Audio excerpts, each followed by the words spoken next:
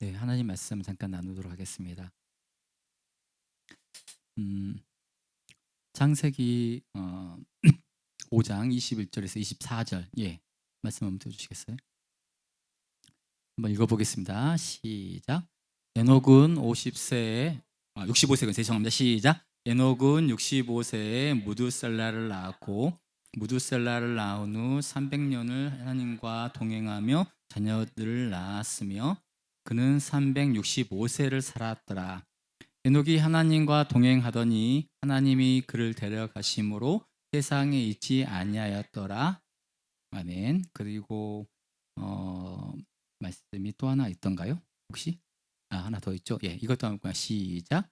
이것이 노아의 족본이라. 노아는 의인이요 당대의 완전한 자라. 그는 하나님과 동행하였으며. 네. 첫 말씀 띄워주시고요.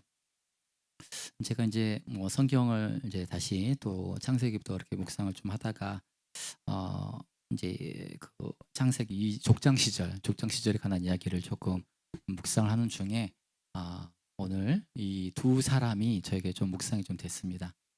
읽어보시면은 느낌이 딱 오실 거예요. 에녹 그리고 누구였죠? 노아, 에녹, 노아 그리고 우리 교회 공통점이 뭐죠? 동행. 네, 동행. 에녹 하나님과 동행하며 그 다음에 노아도 하나님과 동행하였더라. 그리고 우리 교회도 동행하는 교회. 동행입니다. 동행에 대한 묵상을 좀 해봤습니다. 동행에 대한 묵상. 근데 딱히 그 동행에 관한 어떤 묵상을 좀 해보려고 하는데 그래서 제가 오늘 좀 제목을 아까 이제 좀 바꿔봤어요. 하나님과 동행하는 자들. 하나님과 동행하는 자들. 하나님과 동행하는 자들은 어떤 특징이 있을까? 어떤 자들이 하나님과 동행하는 삶일까라는 생각을 좀 했는데 에녹은 너무 간단해서 묵상할 게 좀 없었어요. 에녹은 너무 짧았어요. 근데 에녹에서도 물론 우리 가운데 주는 교훈은 좀 있죠. 왜냐하면 에녹은 21절에서 24절까지 21, 22, 4절이거든요. 근데 그 다음 23절 한번 띄워주실래요? 23절. 예. 그는 365세를 살았대요. 예, 이때는 되게 365세면요. 요즘으로 따지면은 한 30살에 죽은 거예요. 90세를 기준으로 했을 때. 30살이면은 한참 청년, 한참 꽃 피울 때 에녹은 하나님이 그를 데려갔어요. 죽은 건 아니지만 하나님께서 데려가셨어요. 생각해 보세요. 하나님과 동행하는 사람이었거든요, 에녹이. 그런데 30살에 하나님 데려가셨다니까요. 80세 기준으로 하면요. 만 80세를 기준으로 우리가 평균 수명을 80세로 기준하면은 30살도 안 돼요. 26, 7. 26, 7에 에녹을 데려가셨어요. 근데 이걸 좀 묵상을 해보면 묘한 묵상이 하나가 돼요. 어떤 묵상이 되느냐. 에녹이 어떤 사람이었느냐. 하나님과 동행하는 사람이었어. 동행에 대해서 조금 더 살펴보겠지만 하여간에 좋은 의미 같아요. 예? 자기 마음대로 산 것 같진 않아. 그러니까 좋은 의미야. 동행했다니까. 근데 하나님 말 잘 듣고 하나님과 동행했는데 27살 데리고 왔대. 이해가 되세요? 아니, 하나님 말 잘 듣고 하나님과 동행하는 사람은 천세까지 살게 해줘야 되는 거 아닌가요? 이 다음에 이 위인가 아래인가에 저 무드셀라 있잖아요. 무드셀라. 무드셀라 몇 년 살았죠? 969. 1000년 살아, 1000년. 아니, 하나님 잘 믿는 우리 에녹은 360, 오늘날로 따지면 26, 7살에 싹 데리고 가시고 하나님을 믿는 건지 안 믿는 건지 도통 감을 못 잡을 만한 이런 족장들은 1000년 가까이 살게 만들어요. 하나님의 섭리가 뭘까? 하나님 앞에 그렇게 딱 준비되어 있고 하나님과 동행하는 자라면 그냥 더 오래 살게 해서 그게 더 하나님께 복 아닌가? 그리고 하나님 이름에 더 이렇게 영화롭게 하는 게 아닐까? 야, 하나님을 열심히 믿었더니 장수하더라. 그런 말을 좀 세워야 하나님께도 영광 아닌가요? 하나님을 열심히 믿었더니 하나님 일찍 데려가더라. 그게 어떤 사람에게는 시험일 수도 있다는 거예요. 시험일 수도 있다는 거예요. 아니, 남들은 다들 1000살까지 사는데 왜 지는 하나님 찾더니 뭐 300살밖에 못 살고 죽어? 그런 이야기 들으면 안 되잖아요. 우리 인간적인 생각은 좀 그렇습니다. 그러면서 제가 과거에 어떤 저희 홀리가든 같이 했던 어떤 한 분이 생각이 났어요. 우리 이제 홀리가든 팀 다 아시는데 원일현 집사님이란 분이 계셨어요. 그분이 어떤 분이냐? 우리 홀리가든 초창기 때 이제 여기서 막 찬양 인도하셨던 분이세요. 근데 그분이 막 하나님을 찬양하는데 그분이 30살 중반에 돌아가셨어요. 의료사로. 의료사로. 그러니까 무슨 지병이 뭐 있었다기보다는 어떤 이제 약간의 뭐 죽을 지병도 아니었는데 그냥 들어가셔서 어떻게 수술하시다가 의료사로 돌아가셨거든요. 근데 그분이 어떤 분이셨느냐?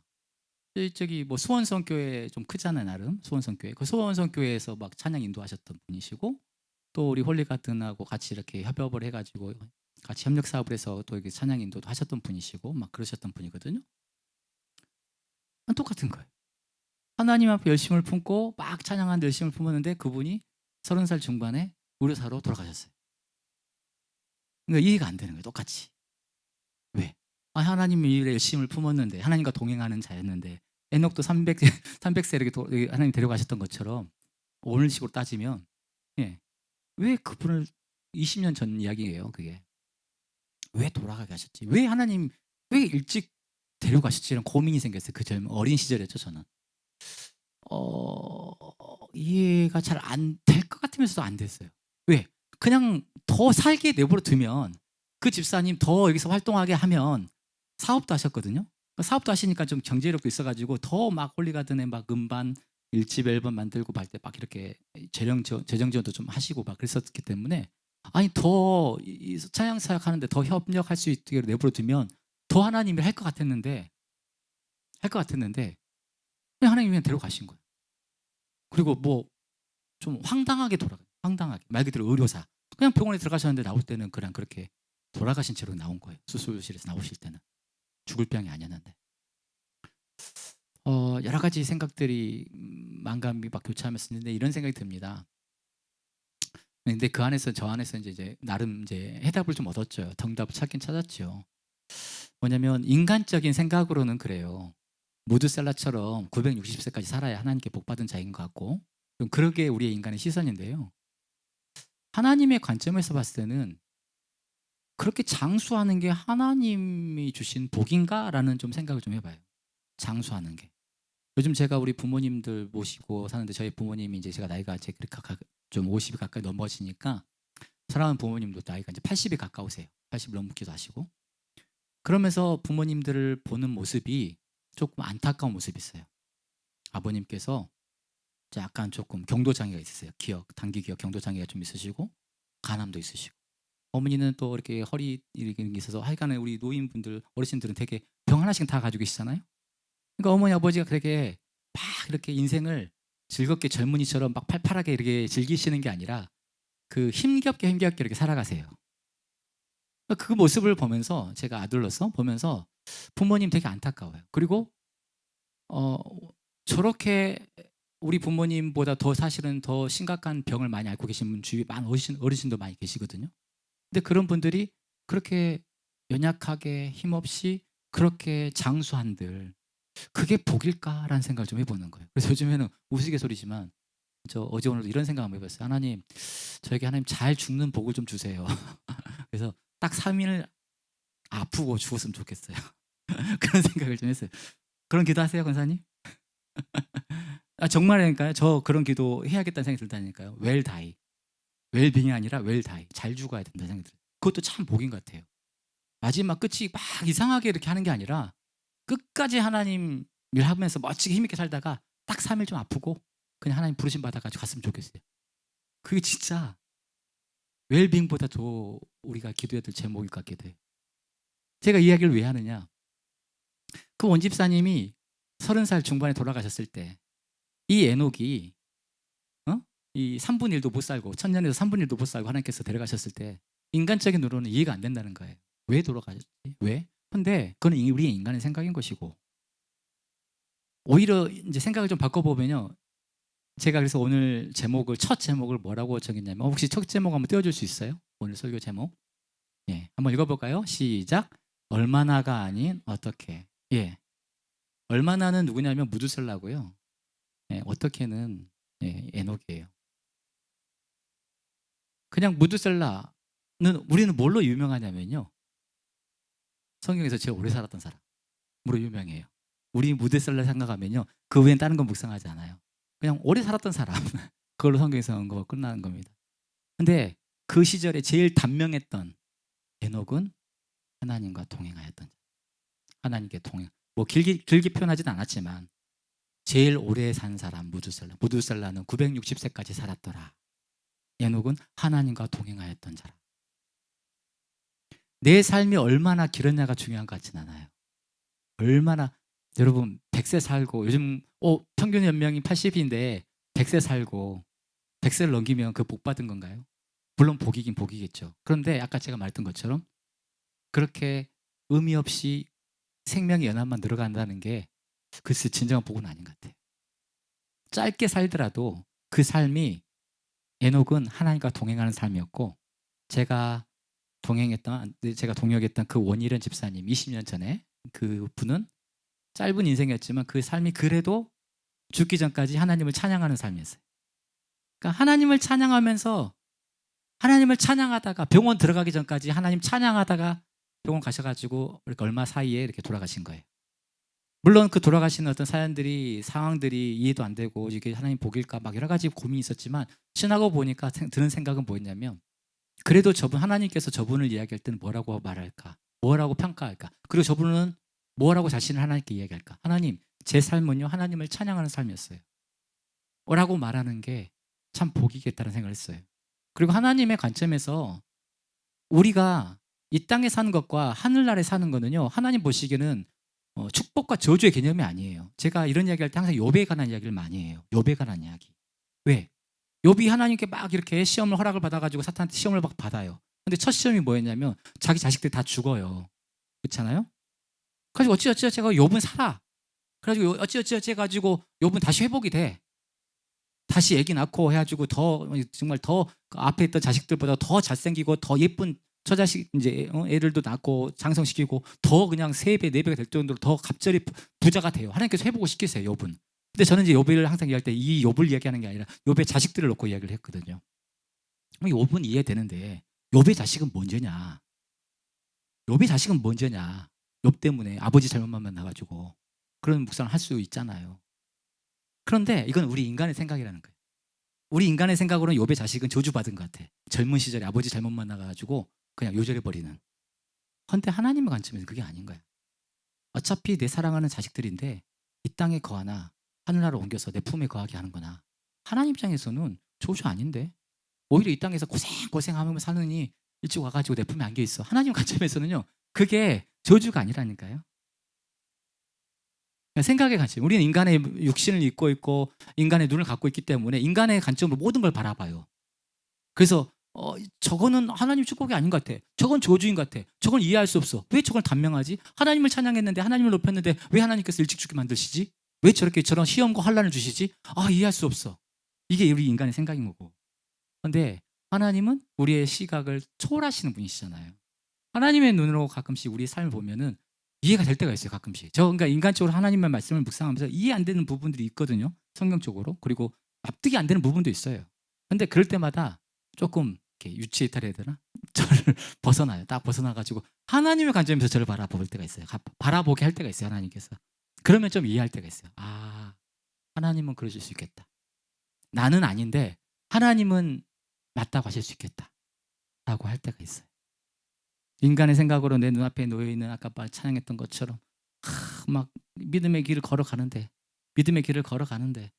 막 모든 게 만사형통하고 뻥뻥 뚫려야 될 것 같은데 왜 이렇게 막히는 거지? 이게 하나님 살아계시면 이럴 수 있어? 내게 이럴 수 있어? 막 여러 가지 막 고민들이 있어요. 가지고 이해가 안 될 때 있고 심지어는 이제 거기 너무 집착이 돼가지고 몰라. 난 이런 하나님은 안 믿을래 하고 뛰쳐나가 버린 사람들도 있어요. 이런 하나님 난 안 믿을래.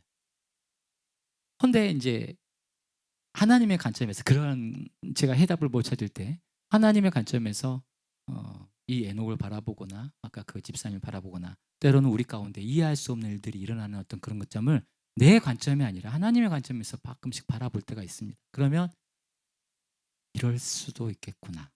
하나님의 계획하심 이런 건가? 그러니까 하나님의 큰 그림, 하나님의 큰 그림, 큰 그림. 그냥 우리는 그렇죠. 우리 삶 가운데서 걸림돌이라는 게 없었으면 좋겠어요. 아픔이라는 건 없었으면 좋겠고, 병이라는 것은 없었으면 좋겠어. 실패라는 것은 없었으면 좋겠어. 그냥 하면 무조건 통과, 무조건 성공, 무조건 승진, 무조건 대박. 그게 우리가 바라는 것 같아요. 그런데 하나님 보시기에는 때로는요, 그게 저주일 수도 있어요. 때로는 그게 저주일 수도 있어. 내 인생이 잘 됨으로 인해서 하나님이 없다. 지혜서에서 고백하잖아요. 하나님, 저를 너무 부욕해도 하지 마시고 너무 가난하게도 하지 마세요. 가난은 이해가 돼요. 가난은. 하나님, 제가 너무 가난해서요. 하나님의 이름을 망령되이 하나님의 이름에 먹칠할까 봐. 왜 하나님 믿는 사람이 잘 되고 참 이렇게 해야 되는데 야 믿더니 그 꼴 봐라. 이런 소리에 하나님의 이름에 내가 누를 끼칠까 두려워요. 그런데 같이 또 하나 기도하는 것이 하나님 저 너무 부유하게도 하지 마세요. 너무 부유하게도 하지 마세요. 이해할 수 없는 기도죠. 왜? 내가 너무 부유해서 너무 잘 나가서 하나님을 모른다 할까 겁나요. 하나님을 찾지 않을까 겁나요. 왜? 기도 안 해도 되거든요. 돈 많으니까. 기도 안 해도 되거든요. 돈 많으니까. 돈으로 비싼 데 가가지고 치료받으면 되고, 돈으로 어디 유명한 로펌 사가지고 변호사 사가지고 제 이렇게 하면 되는 거고, 돈이면 다 되잖아요. 요즘은 만몬이 무상인 시대니까. 돈으로 모든 것들을 사고 팔고 하는 모든 게 해결되는 시대라고 그러니까. 돈이면 되는데 굳이 하나님께 기도할 필요가 뭐가 있습니까? 그러니까 인간적인 생각으로 잘 됐다, 형통했다고 하는 것이 하나님 눈에 보이기에는 오히려 그게 오히려 저질 수도 있는 거고, 인간적으로 생각할 때 이해할 수 없는 어떤 고난과 환난과 어려움이 있을지라도 때론 지나가 보면 그게 오히려 아까 그 마지막 찬양했던 것처럼 이런 어떤 찬양 시련을 통해 내게 허락하신 시련을 통해 내가 믿음을 더욱 견고하게 하고 하나님을 바라보게 하고 하나님께 딱 붙어 있게 하고, 그게 결국에는 정말 진정한 축복이라는 거예요. 어, 오늘 예녹에 관한 이야기만 하겠습니다. 말씀을 좀 나눠봅니다. 이제 마무리하겠습니다.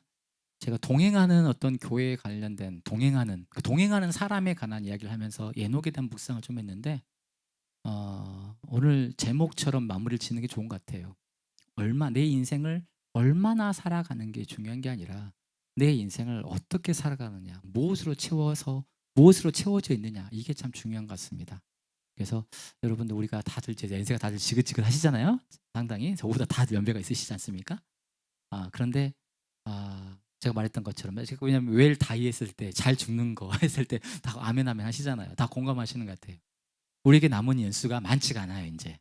근데 그 남은 연수 무엇로 채워 나갈 것인가? 그래서 하나님, 제 인생의 몇 퍼센트는 이걸로 하나님께 채워졌습니다. 에녹이 360 얼마 세를 살았지만 그 삶을 살아가면서 하나님과 동행하는 삶으로 채워졌던 것처럼, 제가 20년 전에 같이 동행했던 그 어떤 원집사님이란 분이 젊은 시절에 하나님께서 부르심을 받았지만 그래도 그 집사님 하나님께 가서 하나님, 나 병원에 오기 전까지 하나님 찬양하면서 하나님 부르심 받고 왔습니다 라고 그렇게 고백할 수 있었던 것처럼, 그 뒤에 그 스토리는 잘 몰라요. 그 원희룡 집사님이 이제 돌아가시고 나서 그 가정이 어떤 식으로 어떻게 올라갔는지는 이제 끊어져서 잘 이해는 잘 못하는데, 근데 저는 기대는 해요. 분명히 또 하나님께서는 반드시 모든 것들을 연합해서 선을 이루시는 분이기 때문에 원 집사님 그 집사님대로 또 그 남겨진 가족들과 그 팀원들 가운데는 또 나름대로 또 하나님의 선한 어떤 역사가 있었을 거라고 저는 믿어요. 그래서 그 하나님을 믿고 신뢰하면서 우리 삶을 얼마나가 아닌 어떻게로 우리가 채워 나가야 되는가에 대한 좀 항상 생각을 가지면서 우리가 살아갔으면 좋겠습니다.